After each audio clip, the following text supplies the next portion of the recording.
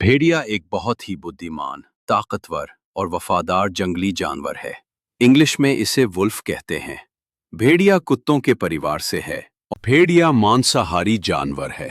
यह आमतौर पर शिकार करता है हिरन, बकरी, खरगोश और कमजोर जानवर।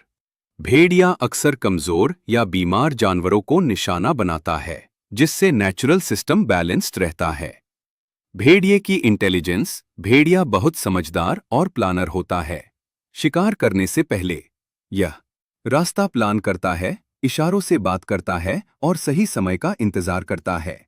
ये खूबियां इसे दूसरे। भेड़िया कुदरती सिस्टम का एक जरूरी हिस्सा है।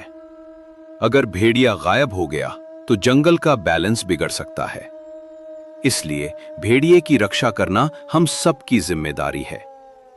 अगर आपको जानवरों की दुनिया के बारे में जानना पसंद है तो वीडियो लाइक करें, चैनल को सब्सक्राइब करें, एनिमल वर्ल्ड उर्दू को सपोर्ट करें।